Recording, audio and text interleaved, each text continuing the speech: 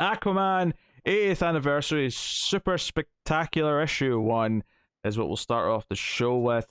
I'll give you all the story creators in a second when I get the contents page up, but I will start off by saying that this is probably the worst of these 80th anniversary specials that we've ever had.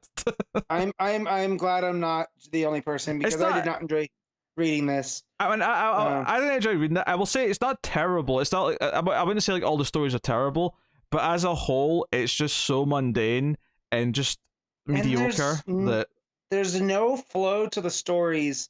Whereas I felt like a lot of the other 80th kind of had a lot of fun. Like, think about that Liam Sharp story in the Catwoman one, right?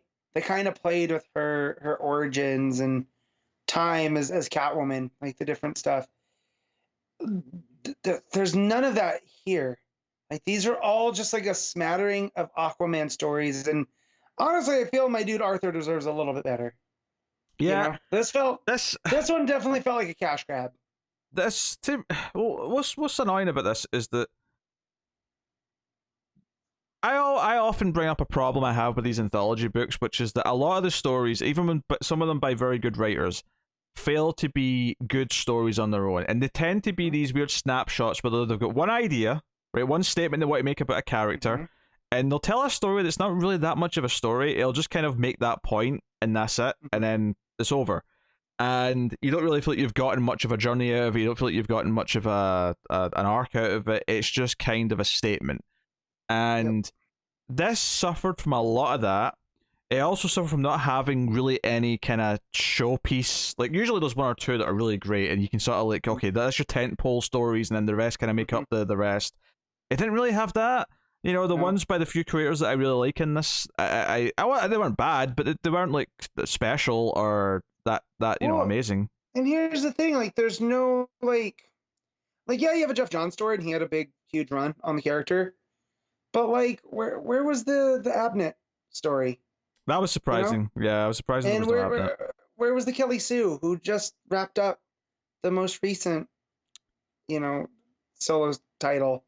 And it's just like, I don't know. Again, these all just felt like stories they had lying around, and they just threw them all together so Aquaman can have an 80th. Which I get especially salty about this, pun not intended, that there's no Aquaman book out right now.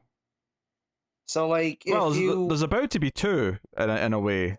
2 minis though, right? Like, they're not ongoing. Well, yeah, but there were some articles this week saying about how the Aquaman, you know, Rising one's setting up more Aquaman stuff for next year. So there's going to be more family stuff. Well, that's at least light at the end of the tunnel. But I still, on this one, like, there's no, I don't know. It didn't feel like it was necessary. Not that any of these are, but like, it didn't even feel like a celebration of the character. It's like, here's some Aquaman. No. Here's some Aquaman stories. I mean, you can say a bunch of that. I mean, you can say why are some of these notable creators missing. I mean, they may just not want to do it. I mean, it may not be DC's fault, you know. Especially like Kelly Sue, I could see being just gone because she's not really around doing anything else. I mean, I find it hard to believe that Dan Abnett's not raring to go, but you know, whatever. But yeah, I mean, I want to ignore all of that and just look at the quality of the stories themselves. And basically, what it boils down to is that this is an 100-page, 100-page 80th anniversary special, which is all of the stories that feel like the ones that make up the rest, rather than, you know, it's missing those 2 or 3 really good stories, and then the rest kind of make up the numbers. This is just stories making up the numbers, and ultimately that's very, very unfulfilling to read.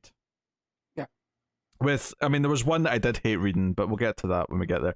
Anyway, I'll read you the list of stories and creators, because I'm not going to, you know, necessarily know them all at the start of each story. So the first one's called Foxtail. That's by Jeff Parker, and I was delighted to see his name. It's been a while, and I do want more Jeff Parker books at DC. That's Doc Shaner on art for that one. And then there's Father's Day by Jeff Johns with Paul Pelletier on the art. And then we got Lady in the Lake by Michael Moretti with Pop Man on art. And then Multitudes by Stephanie Phillips with Hendry Presetia on art. And then we got It's a Family Affair with Sean Aldridge writing and Tom Derenick on art. And then we got The Rain Maidens with Margaret Bennett writing and Trung Lee Win on art. And then Between Two Shores, Kevin Scott writing with Scott Eaton on art. Then What Remains of the Storm by Dan Waters writing and Miguel Bedoncha on art. And then Rebellion, Dan Jurgens writing, Steve Epting on art.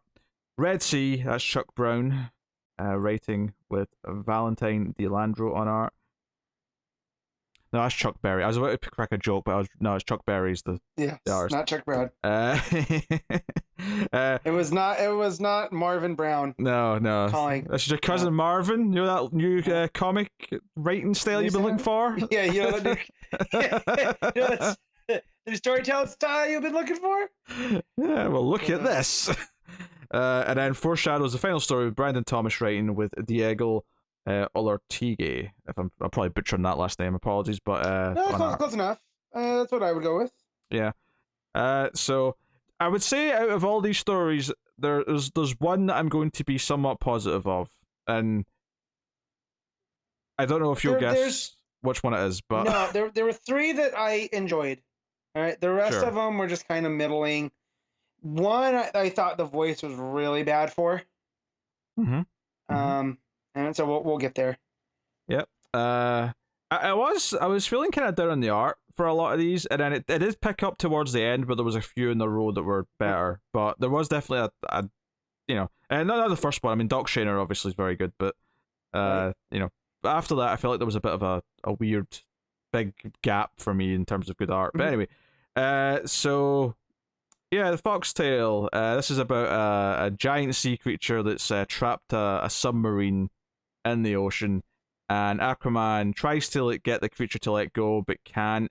And then it turns out that it's actually the sub's like sonar weapon that's like hitting it, that's causing chaos with it. So basically, Aquaman has to deflect a missile and eventually take the hit, and then disable the weapon. It lets the sea creature finally let go.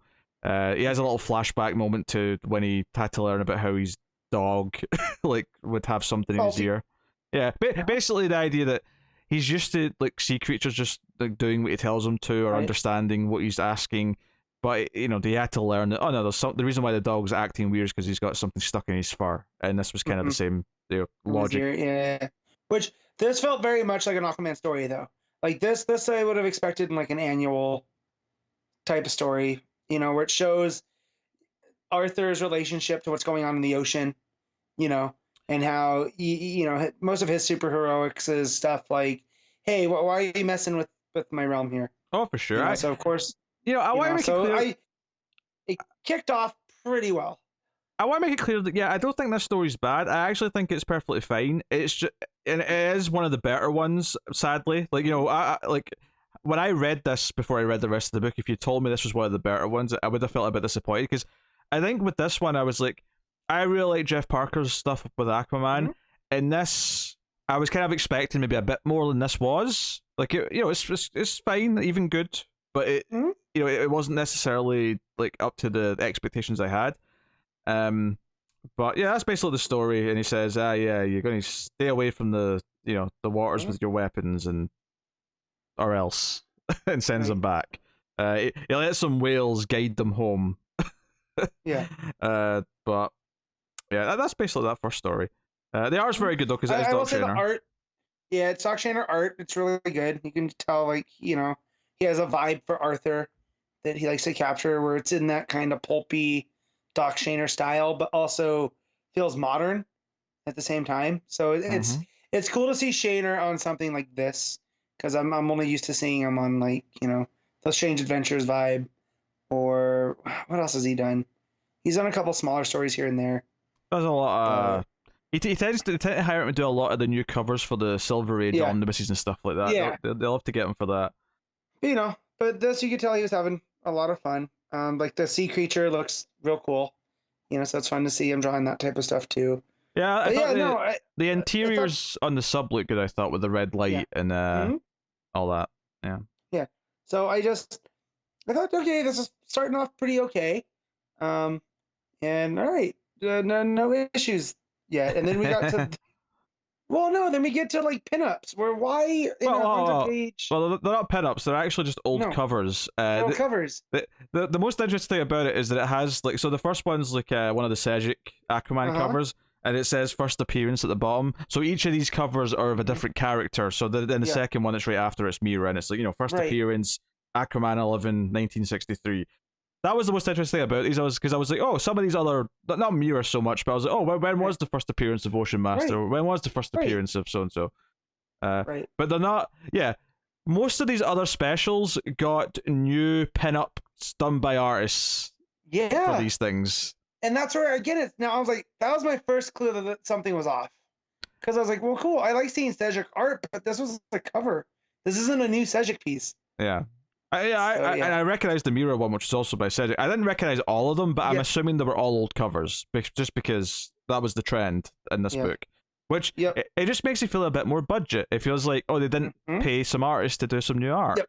So, yeah, that was a bit weird. Yeah, then we have a Jackson story about his relationship with Black Manta and how they actually meet once a year on Father's Day as a weird kind of father-son get-together.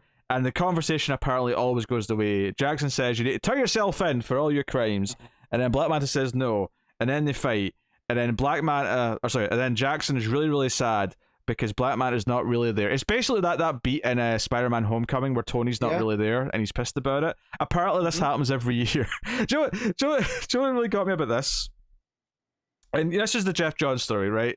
Yeah. So I'm shitting on Jeff Johns here, which is not something I normally do when it comes to his writing because I tend to like it. But this to me is like, so there's that great episode of Batman the Animated Series that establishes that every year on Christmas Eve, maybe it's New Year's Eve, Batman and Jim Gordon meet for a drink, right? For a coffee or some pie or something. And it's a tradition that they started doing. This is like a really crappy version of that, where the idea that they have this same fight every year is actually really silly. Well, it's like, how long has Jackson known that Black Manta's his dad? Yeah, he's still like a teenager, right? So yeah. So like, they've been doing this for 2 years? Maybe at the most 4. Like at the absolute most 4. Yeah. So, and I like both creators. I like Pelletier's art. I mean, John's one of my favorite writers of all time. This just felt lazy. I mean, I'm okay with the idea that they're meeting once a day every year, and it's actually kind of sweet. But as the story went on, it revealed that they always have this fight, and it always ends with he's not really here. It's just a robot that he's talking through. Like, really? That's every year? I don't know. It made it all just feel really stupid. I don't know. Yeah. So it was like, okay, the Jeff Johns story was a disappointment. That's not a good sign. That's not a good sign for one of these. And there's so much there too that's in the layers, like what we know about Black Manta and his dad, right? And how they were close. And then so of course I like the idea that like deep down Black Manta wants a relationship with his son, but he also has to keep up his Black Manta shtick. But it spends most of the time with Jackson yelling at him that you're a bad guy. And it's just like I don't understand this story.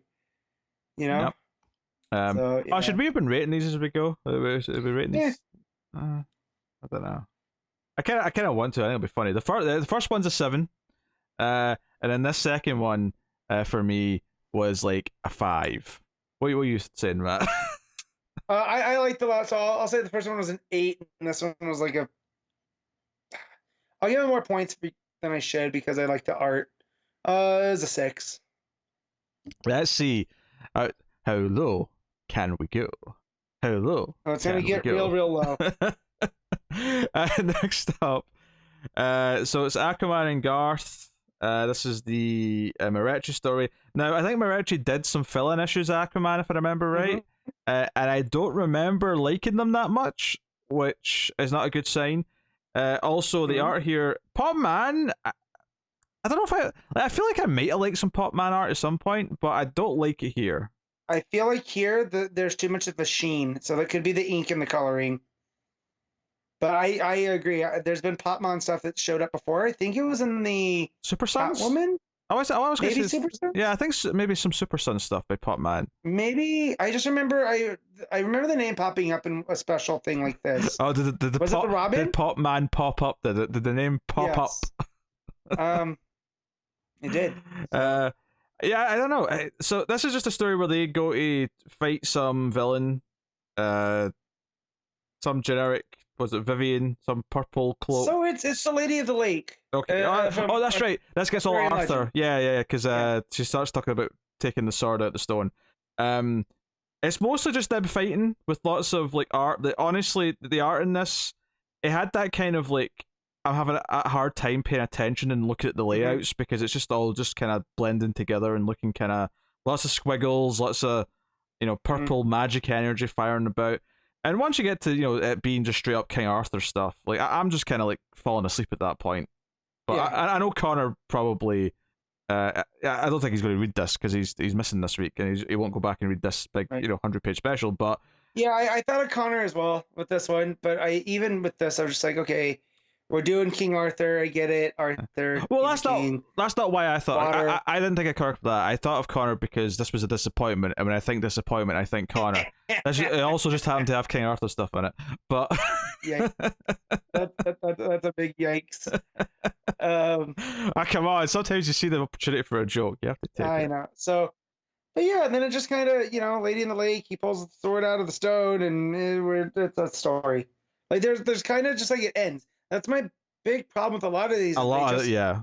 End. Well, that's what I was talking about with the it's just a statement and then it's over and that's it. A lot of these feel like that, and this is they're just like, oh, it's the last page. I guess we're done. They win. The end. There you go. So I did not like the art here. I didn't really like the action, which is what most of the issue is. I don't really give a shit about tying it into King Arthur stuff. That doesn't get any like nostalgia or like points for me. And on top of all that, it was just kind of a chore. So I'm giving this a 3. Oof. I'll give it a 5. All right. Oh, sorry. That's because the Jackson is next. This is not a cover. This is not a cover. These are just designs. Yeah, this is from Midas Day. Yeah, this is from the back material of another book. Yeah. And then there's a Black Manta cover as the next one. Yeah. Orion suit cover at that. Yeah. What do you I believe this was a oh no, this looks pretty new. What, Black Manta? Yeah, it sounded like it was. I felt like maybe it was from the New 52 run, but that's Arthur's new look in there. Yeah, and it's Ryan's suit, so I would say that's probably from like the last run we had. Yeah. I can't name you the issue, but off the top of my head, but. And then we had the story. It's called Multitudes. This is the Stephanie Phillips writing with Henry Preseta on the art. So, I mean, like I'm not an expert in every era of Aquaman. Is there a particular era of Aquaman that this outfit and like hair and this general vibe is from? I believe so, but I'm not that familiar with it. He looks like Quicksilver to me. Yeah. The Marvel character Quicksilver for anyone playing at home. Yes. Yes. Yeah, so this was from an era. The blue camouflage suit. I'm trying to see where it comes up at. It looks like Quicksilver, or actually, do you know what? It looks like he was auditioning to be on the Fantastic Four, and they didn't let him in. So now he's just hired. I think this was from the late 80s, yeah. Okay. So it's from 86, so it's of this era. But yeah, I want to like Stephanie Phillips a lot. This story was a mess, though. Yeah, this was Arthur travels back in time somehow. And runs into Arian, the previous, one of the old kings of Atlantis, and they end up fighting a bunch of wolfmen together. Again, a lot of this story is just fighting. And here's the thing: see, when you only have like 10 pages for your story, I feel like the last thing you want to do is spending it on a fight scene. Like it's the least story advancing stuff you can do. Honestly. But yeah, so basically he helps him fight off the Wolfman. He sort of reads his mind to sort of see where he's from, and he's like, "Oh, you're Arthur Curry from the future.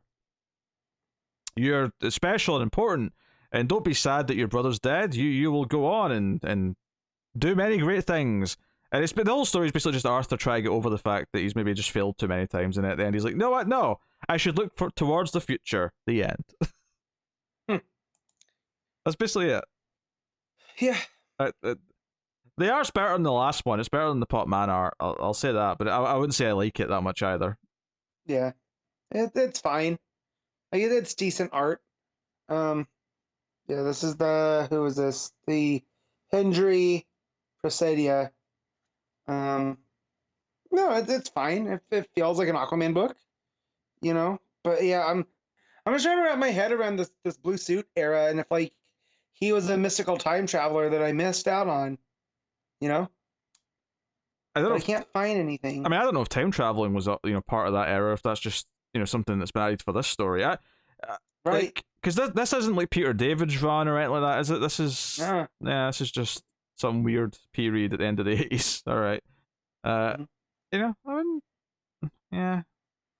Do you know what the sad part is? And I really, I feel bad because I want the audience to know that I want to be able to say interesting things or have some proper analysis or critique or say why something is just kind of like but like there are some of these shorts in this book where I don't know what to say about them. They're just, they exist. They're there.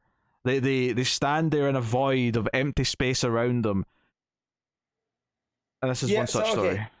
So I just found it. So this was from a 4-issue miniseries, post-Crisis. This is how they were reintroducing Aquaman.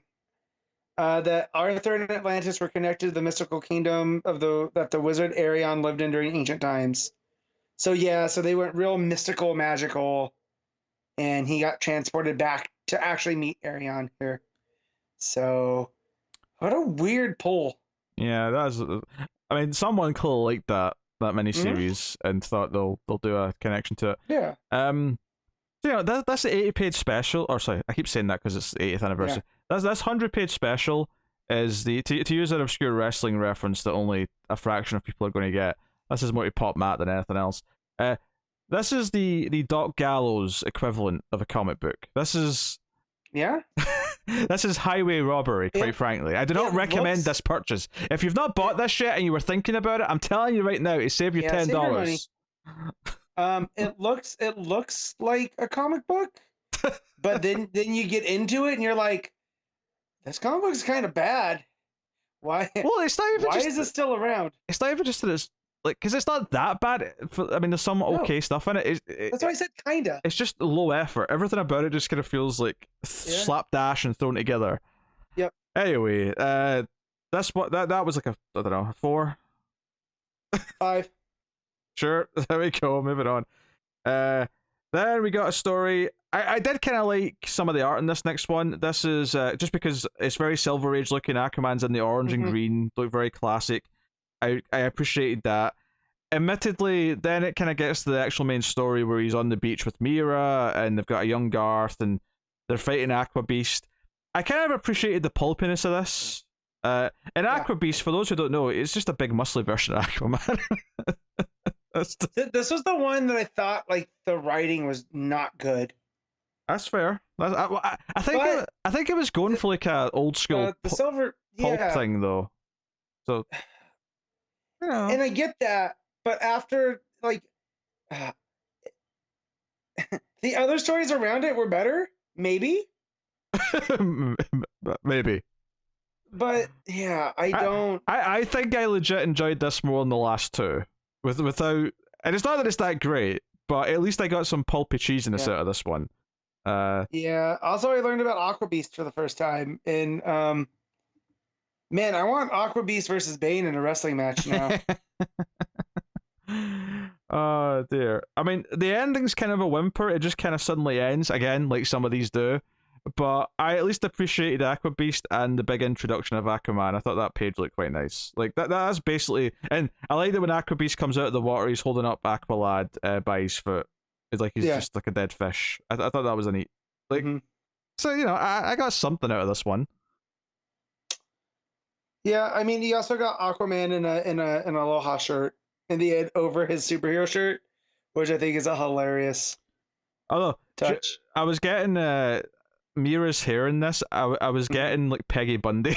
Like I could see Katie Siegel like Married with Children era dressed as Aquaman. It's got that bump to it. Yeah. No, fair enough. Yeah. I'll give this one like a 5.5. Like this was over the halfway point for me. I'll agree there, and that's mostly on the art because I did think the art was good. Yeah.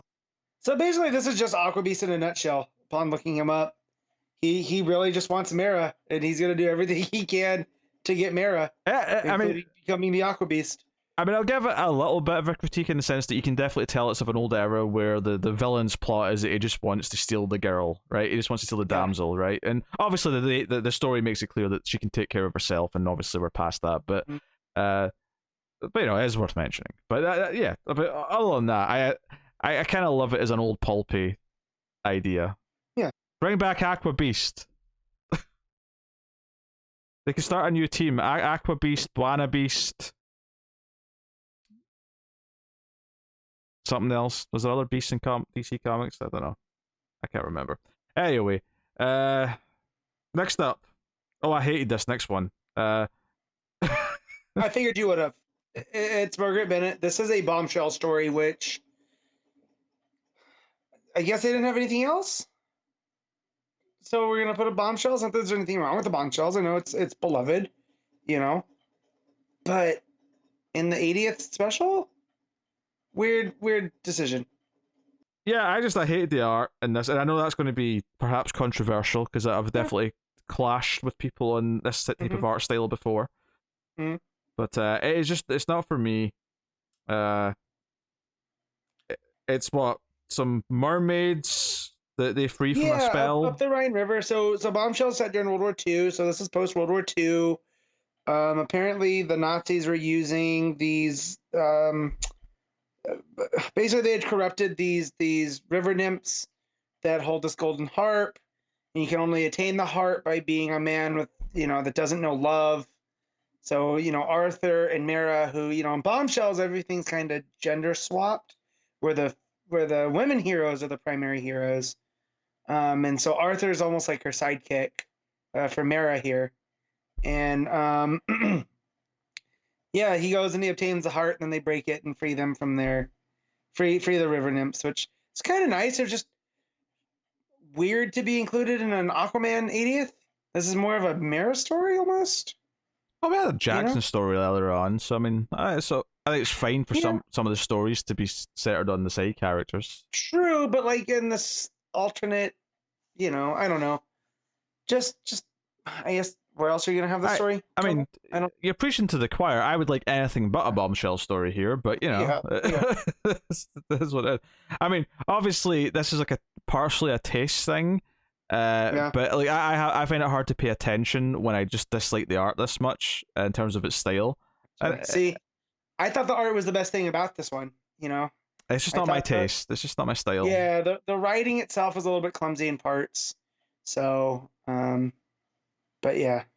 Yeah. So I don't know. I give this a 3, I guess. Like Oof. That's 6.5. Yeah, but again, taste. And then Tempest, Garth, and Tula don't get their own pages for their covers. No, they have to share. So there's that.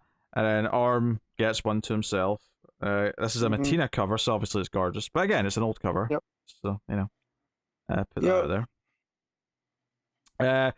Then we have a story about Aquaman being betrayed by... Oh, wait, no. So that's not that one yet. This is the trench one. So this is a story where some Atlanteans are hunting what they believe is a trench who's maybe murdered someone or injured someone. But Mera and Aquaman sort of debate and say, well, it's kind of weird that they left them alive or they didn't eat them all. The trench don't do that. Yeah. So, I mean, this one's got a decent idea, at least. I think it's a bit rushed, obviously, you can't tell the whole story here, but the idea is that there's actually an Atlantean who adopted a young trench when it was small, and it's actually fairly house-trained. But because it's been discovered, people are trying to kill it, and it's the point of the story is that Aquaman, being a child of two sides, two shores, where he grew up in the surface world, basically accepts that this is a creature that's been raised as Atlantean and decides that he's going to protect it from the people who are hunting it, and that's the ending. And as an ending, that's actually a good point to end on, because it's Arthur's made this choice. That's the moral of the story. That's fine. I do think that the writing's a little bit rushed and it's not as good as it could be, so it still suffers. But better idea here, at least, I would say. So this writer, Kevin Scott, I know so much from. He works in Star Wars High Republic, so I see this and I hear a lot of praise for it, and maybe the voice in High Republic is different, but like you said here, it was just off enough for me to notice. Like the voices weren't quite there, the story was kind of like I appreciate what it was going for, but like I guess Rush is the best. Yeah, it all just feels a bit rushed. The art's not bad. Scott Eaton, not a bad artist by any means. So that definitely stuck out after the last couple of issues. Yeah, so or a couple of issues. You know what I mean? A couple of stories. So I'll give this one like a back up to a 5.5. Like, you know, over the line. I think the ideas are good. It's just the execution's a little bit off. What are you giving it? I'm gonna give this a 6.5. Yeah, that's fair. Now the next story is actually the one that I like the most in the whole book. Dan Waters, I think had the most interesting idea where it's not much of a story in that it is just kind of a concept, but it gives the artist a hell of a lot of things to work with and do. Well, and it explains the Arthur and Orm dynamic better than most stories I've seen. Yeah, this is effectively it alternates pages between the two, where one's narrating and the other one's narrating, and it compares them to the idea of storms and the idea that when two storms, rarely do they meet on the ocean, but sometimes they do, and when they do, you know, what is the outcome? Does one consume the other? Do they basically alter each other's path? Do they bounce off of each other? And we get all this great art, honestly, of like them and Orm's coming to fight Arthur, and they're both in storms. He's in the lightning, the waves are going high. It's a lot of good art, and the actual concept of comparing them to storms, and then once things calm down again and the waves are calmed, and at the end of the story they're just back to being where they started, and it's like it's just it's this idea. So Madontra's art's very good, and I think conceptually it's. If you're going to do like a 10-page, 8-page, 10-page thing where you're just kind of, it's almost like a tone poem. Yeah, a tone poem. That's a good way of putting it. Yeah. This is. I think this was a good enough idea for that, and the art's good enough that it had. It's one of the few stories in the whole book that had kind of a mood and made it kind of feel like it was big, like it was a big deal. Like Arthur's story is important. Yeah, at this point, I was just kind of slogging through them to get them done. And then I got to this one, and I was like, oh, no, this is good. This one's the highlight so far. Yeah. And not even just so far, it's just the highlight in general. Well, yeah, but I'm building suspense for how I feel for the other ones. So, I'm going to give this one an 8. I think this is good. I think it's good on both fronts. I think... it made me want a Dan Waters Aquaman run, and admittedly, his name is perfect. His name is Waters. He is Mr. Waters. True that. He was born to write Aquaman. So, do it. What are you giving this one? I'm gonna give this an 8.5. Cool. All right. Nice. Next up, Rebellion. This is Dan Jurgens and Steve Epting. Obviously, Steve Epting definitely brings some artist chops to this. No doubt about that. So this is actually a story in which they believe they've been attacked by, what's the name of the... Sardia? Sardia, yes, thank you. The civilization that are now on the land. And Arthur goes to deal with it and demand repercussions, and that they have to retaliate because of this. And the drone that was attacking them or surveying them, some of it's their tech. So he brings it to them, to their headquarters, to their embassy, whatever it is, and says, "Hey, what's the meaning of this?" And the woman's like, "Hey, like this wiring's not of our tech. Like it's entirely possible someone's trying to make it look like it was us." And it basically turns out that it was actually two of Atlantean guards who were trying to set off a war because they hate them so much they want a war to happen. Honestly, I think the concept of this is fine. I think the biggest problem is that the woman suggests maybe this is coming from inside Atlantis, and Arthur just shows up and immediately bangs the heads together of the two guards that are behind it, and I'm like, surely there should be more here where he figures out who it is. Yeah. So I had to look this up. This was based off of Jurgen and Epting's Aquaman run from the early 2000s. This is almost like an extended story. So you remember when they did the Blackest Night and they brought those Dead issues back? And it was like a continuation somewhat. It's kind of what this was. So I had to look all this up. I almost kind of would have liked a full issue's worth of this just because there's so many interesting things at play, and come to find out there's a whole run. Honestly, I'm not surprised. It kind of felt like something that was because they all had different costumes. It felt like it was connected to something. I'm not surprised this is a case of like, because we've seen this in these other specials where one or two of the stories it'll be like a writer coming back and they'll actually do something that connects to their run, which is great if you've read that run. It's a nice little callback to it. But if you haven't, but if you haven't, you're like us going like, what's going on here? Yes. So, but no, it wasn't bad. And again, I'm never gonna be mad at Epting art, but like here it doesn't feel like, I don't know, maybe if the inks are a little heavy, but it feels, but maybe that's what his style was in the early 2000s. I'm not sure. You know, I'm more familiar with later 2000s Epting, which is a little bit cleaner. The lines aren't as heavy. It wouldn't surprise me if he is trying to mimic the style that he drew in when he was doing this run originally. That would make a lot of sense. Yeah. So, but yeah, like you said in another story, kind of comes down to taste there. But like this wasn't bad outside of it's a little bit short, and it just abruptly ends here with Arthur calling for peace and unity. Sadly, it's one of the better ones so far because it does have some good ideas. It has good art. You do feel like there's maybe more to it that's missing, but like that kind of makes sense given that it is kind of like a follow-up to a run that happened, and there is a lot of history here that was in that run, presumably. And you know, one day hopefully I'll get to read that run and this will all click even better.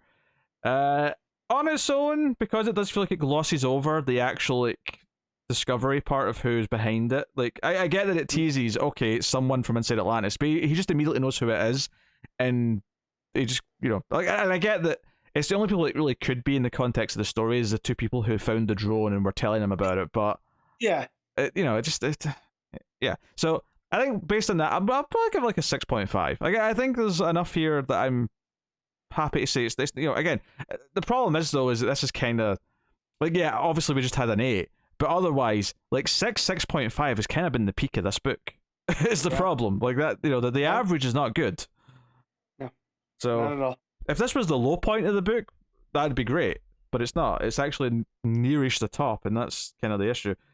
So then we had the story. So the last two stories, and as tradition with these, is typically the last story leads into where the ongoing book is going. In this case, we've got two minis coming up related to Aquaman characters, so we have two stories that are both leading into those two. This first one, the Black Manta mini coming up, this is kind of a prologue to that, and presumably will be in the trade of that mini when it's collected. Where it's Black Manta and his associate. Does he name her here? Yeah, she has a weird name. He calls her Gallus the Goat. Yes. And they're debating. He's got an artifact that Atlantis is looking for. Is this maybe the thing from Action Comics that they had? I don't think so because it's. I want to say no, because it feels like that was a lot bigger. Yeah. You know. It's funny because I agree. It doesn't really feel that same, but it felt similar enough in idea that it's just maybe just this thing where because we just had Atlantis arguing over an artifact. And it wasn't like it definitely like because it's effectively just a hunk of rock, and that was effectively a hunk of rock. So it's not distinct enough to make me distinguish them in my heads too much. But hey ho, so. Some monsters attack. They're kind of like mutated versions of the Trench that Black Manta says are actually from a different part of the world, but they're Groot slang from South Africa, which I've just looked up, which is African and Dutch for big snake. So Good to know that we're just naming stuff how they look. It's like but they do have like trench-like heads, so it's like imagine They do. They have trench legs and they have trench heads and arms, but then they have like a snake tail. Snake body and with big like elephant tusks. Yes. Too. So very very distinct design. I'll say that much. So they fight a bit, and they fend these creatures off, and they're like, well, we're going to have to, you know, go find out what's going on here, you know. Which leads right into the Black Manta story, because he puts his suit on and with her. I want to know what her deal is, because I'm sure the miniseries is going to go into that. And issue 1's out next month, so I mean, you know, that's next week. Did it say next week? Yeah. I looked to see what's coming out next week, and it's on there. So it just says next month on the back page, which was I was looking at. Gotcha. So yeah, I mean this was fine. Like the art is not bad, I thought. Yeah. Well, it's Valentine De Leandro who did the Mr. Miracle stuff during Future State. Oh sure, yeah, I can see that. He's doing the covers for that Mr. Miracle book right now that we're not reading. I can see the comparison for sure. It definitely looks like that's the same style. But yeah, the art's real good. I mean, I have a soft spot for Black Manta thanks to Jeff Johns through his Aquaman run. So I mean, if I wasn't that keen on checking this out, this kind of pushed me a little bit, because like I want to know what's going on with him. Although I hope this isn't to build him as an anti-hero, because I kind of just like that he's a jerk. I do kind of like the voices these two characters had. You know, Black Manta and this woman. I think their banter was entertaining enough, and it was probably some of the best writing dialogue of the entire book.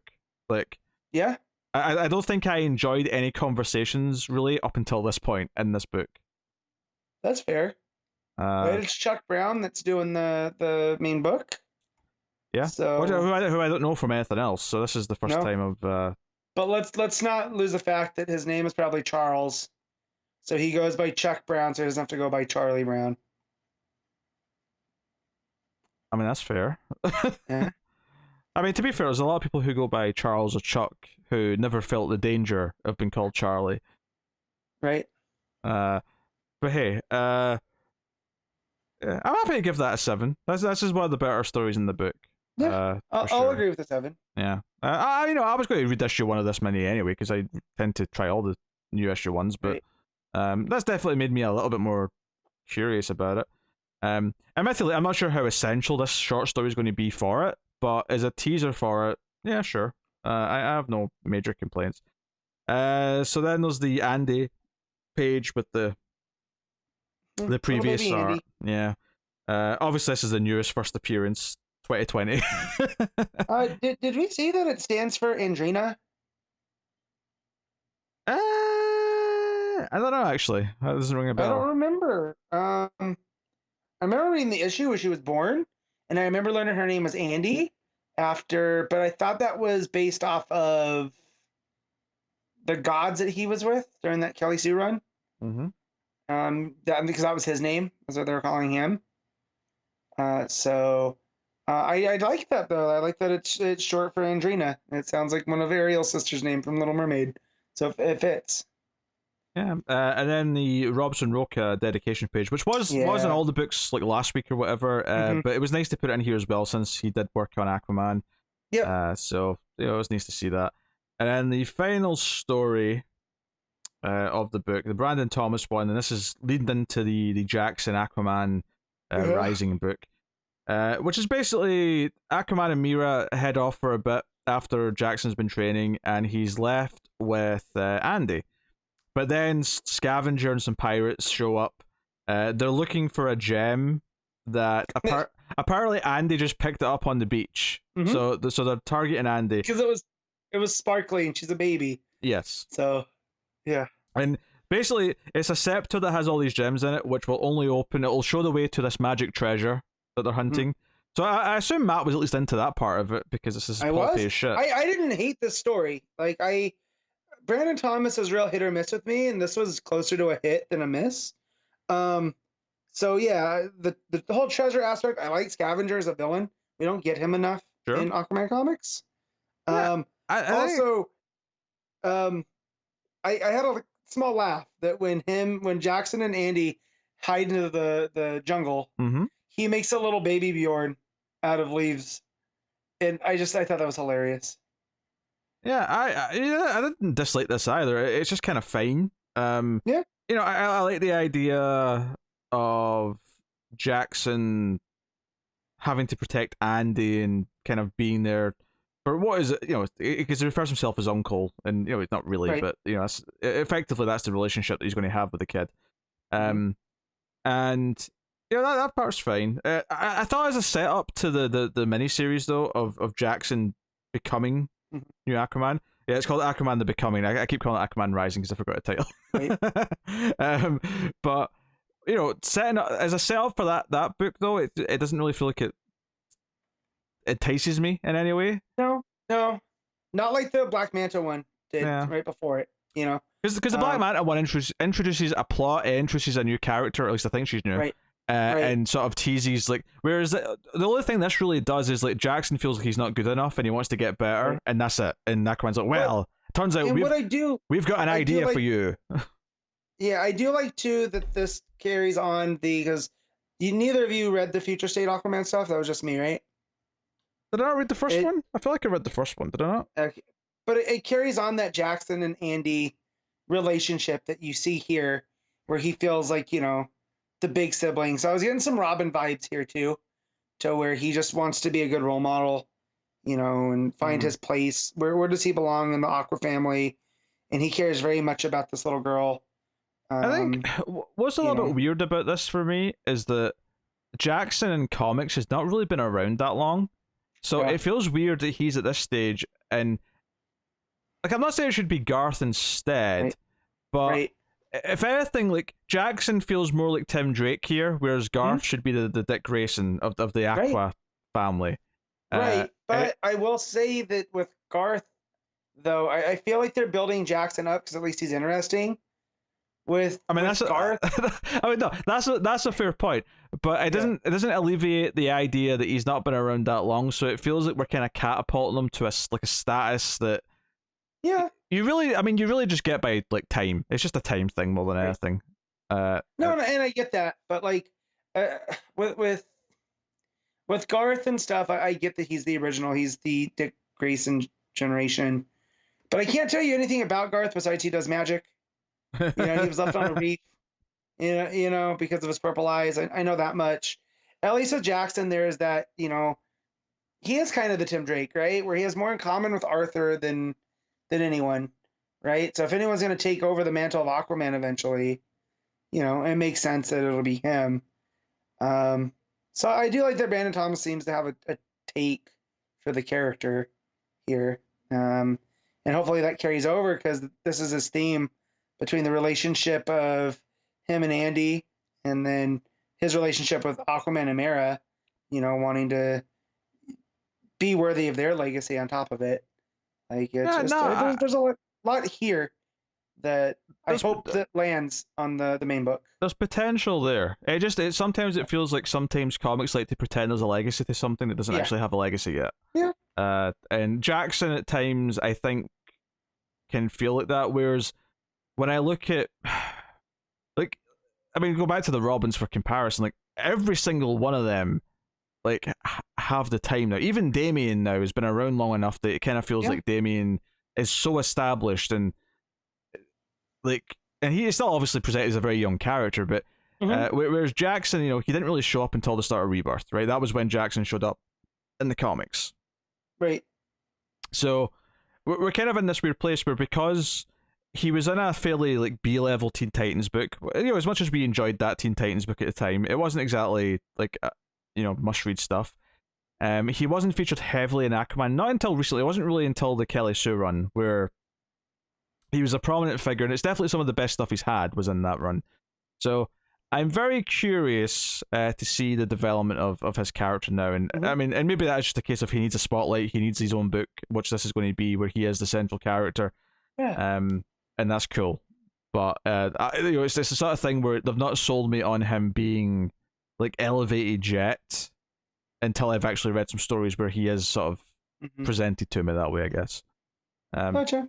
But part of it's just that he doesn't have the he's not. I'm not already attached to him in the same way that when they make a choice to elevate a character who I do already love because they've been around long enough and they've had enough good stories anyway, that I'm rooting for them to be elevated and like take a more prominent role. Whereas with Jackson, it's more like, okay, you're going to have to convince me that he's like, not that he's. I mean, there's no such thing as deserving necessarily, because a character is only deserving because of the quality of the stories you give them anyway. So, but I don't have the attachment in advance with this one, whereas like, it's like, oh no, as you elevate him, you're going to have to give me the stories that make it feel real and make it feel like he's deserving of that. And I feel that because he came around during Brightest Day, and then the New 52 happened, and then we didn't get too much of him until Rebirth, right? There was a whole bunch of time in between there that we could have been establishing him, because I feel that's what the plan was. Yeah. And we kind of missed out on it, so now they're kind of course correcting, because he's a pretty big character on Young Justice, right? You guys have watched that. Oh yeah, he's a very prominent character in that. Yeah.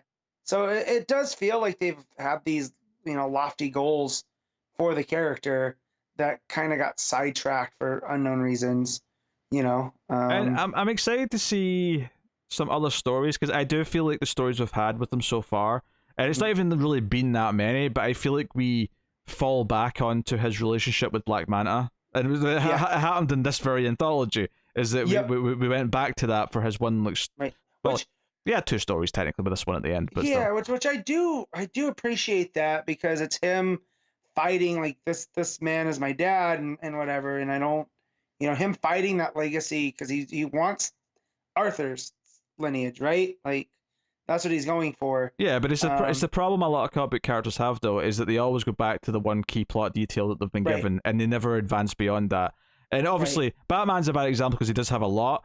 But it's the same sort of thing when we sort they're bringing up the Death of the Winds again, Right, no, and I get that, and but I understand why they keep doing it, but he hasn't been around that long where that's his only defining thing, So, yeah, and once we can get past that, which I doubt we will, the fact that we have a Black Manta book coming out at the same time as his book of Becoming, I'm sure there's going to be maybe not an actual crossover, but I feel like they're going to line up somewhere. I mean, arguably that might be the more reassuring, is that because Black Manta is getting his own book at the same time, is that's more likely going to mean that Black Manta is not going to feature heavily in Jackson's book, and that's probably that can only be a good thing.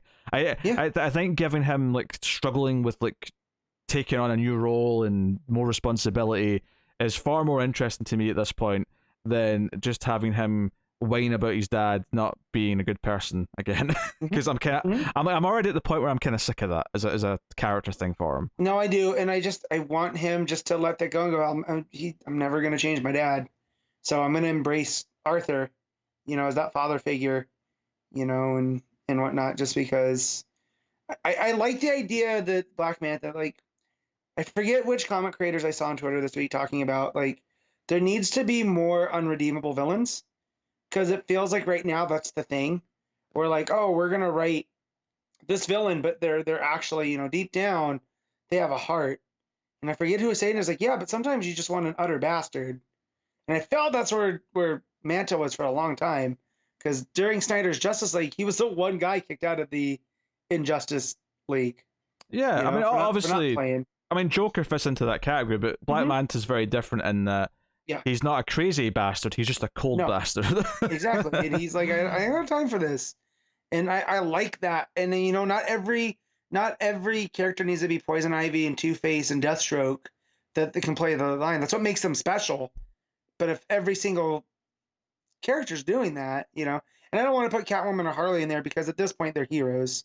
They're much more on the hero side than they are the in between. But I mean, to be fair, it happened with Harley largely because she was popular enough that it made sense to basically turn her face, to use a wrestling term. And I do think there's a risk with. I think it's far more interesting to me when out of nowhere someone's doing it with Man-Bat, with with a character Right. that we've not really thought about, or Clayface even, right? Right. To go with Detective, Mhm. where that was interesting because we like we didn't see that coming, and then Right. the story actually kind of justifies it and explores why he could be a good character and why there is maybe some conflict within him. Right, but those fit into the monster archetype though too, you know, of there's still humanity in there. They're not what their appearance does. I like it when it's just a bad guy. Like I don't want Lex Luthor to ever be redeeming. So when he was and it worked, it felt special. When he was running around with the Superman S on his chest and stuff. And so I just worry about the Black Manta book in his relationship with Jackson. I think Lex is a weird example because Lex kind of does have some understandable and redeeming qualities at times, and cause he's a very complex character, and that's partly what makes Lex kind of interesting. But there is definitely characters who I never want to see not be just a complete villain. Right. I never, obviously Joker's the first one that always comes to mind, but I never want to see, I don't know, like Black Mask. Black Mask should always be a cold bastard. Like he should always be awful. Likewise, I don't know. Maxwell Lord, he should always be a complete prick. There's characters who I never want to. Well, and that's where I would put Black Manta. But I feel like there's a change going, and I hope I'm wrong. Just because I mean, if they do something with Black Manta, at least I can maybe accept the potential, because I don't know if this has been done before in DC Comics, where because they're a father now, right? That's the thing that actually plants the seed where maybe they can grow a little bit. There could be some potential there, but yeah, so many villains have become anti-heroes or just straight up good guys or whatever because they're popular, and eventually you have to turn them, otherwise it's impossible to keep doing stories with them. But yes, I do like a good complete villain. But you brought up with Black Mask. I'm trying to think of other Superman villains that you could do, like Mongol. Yeah, I don't need to ever redeem Mongol at this point. Mongol, Darkseid. I would. Who else? Brainiac should always be cold like a computer. He should never be sympathetic. No.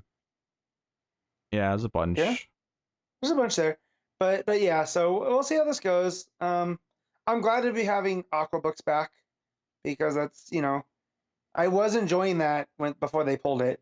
It was one of those books that I was enjoying the Kelly Sue run, and then it was just gone. A surprising amount of that run, both through Abnett and then Kelly Sue, and even who was in between? There was someone in between, wasn't there? I think it just went from Abnett to Kelly Sue. Okay, did it? Okay. Kingslayer, then they did the crossover with Suicide Squad, which was Abnett's last. Okay, and then they did the Drowned Earth stuff, which I don't know who wrote the Drowned Earth stuff. But that was a couple issues. That was Aquaman 41 and 42. And then 43, it started with Kelly Sue. Okay, I thought there was someone in between, but fair enough. Yeah. I think it was the Suicide Squad crossover stuff. That might have tripped it up. I knew it wasn't issue to issue. I knew there was so obviously between Drowned Earth and the Suicide Squad crossovers. There was a few issues of like in between, but anyway, like a surprising amount of that run, all the way from 1 through till its ending was pretty good. The only downfall tended to be a couple of the odd fill-ins here or there, which were a bit rough. But other than that, Aquaman was consistently solid. So the final story is like it's like a 6. Like it's fine. Like it's not bad. 6.5. So there you go. Yeah, but overall, as a collection, as an anthology book, is it worth buying? Honestly, no. No. It was a chore to get through. Ultimately, when they announce another one of these, and they probably already have, and it's a list of great creators, it's like, okay, I'll get it, but definitely in the minutes after I finished this, I was like, I'm never reading one of these again. I'm done with these things. I told my wife, I'm like, she goes, why is that one so long? I was like, they've been doing these 80th anniversaries because we're starting to get to that point where these characters have been around forever, but like, it just doesn't, this one didn't feel like it was justified. She's like, yeah, but you like Aquaman. I was like, yeah, that's why I'm upset. You know, like this could have been something different, and it could have been an homage to the character, and it just these are almost leftover stories. And when I got to those covers that were where the pinups usually are, I was just like, oh, okay, this was an afterthought. That's the over that's the there. word I'd use. Afterthought's the word I'd Yeah. use, because I mean, maybe one or two of them are just leftover stories that were sitting around. I mean, I Mhm. think genuinely most of it's new content, and that's fine. Yeah. But it's just mostly mediocre, if not bad. And then the Dan Water story was good. I think that the setup for the Black Manta minis pretty solid, but that's sadly kind of where I stopped being that Mhm. positive about it. So okay, there you go. That's Akaman's 80th anniversary. I mean, I don't know if we have to rate the whole. I mean, if I'm rating the whole thing as an anthology issue, it's getting like a 5. Yeah. 5.5 probably for me. Yeah, it's a shame. It's a shame, but I would not recommend grabbing it, honestly.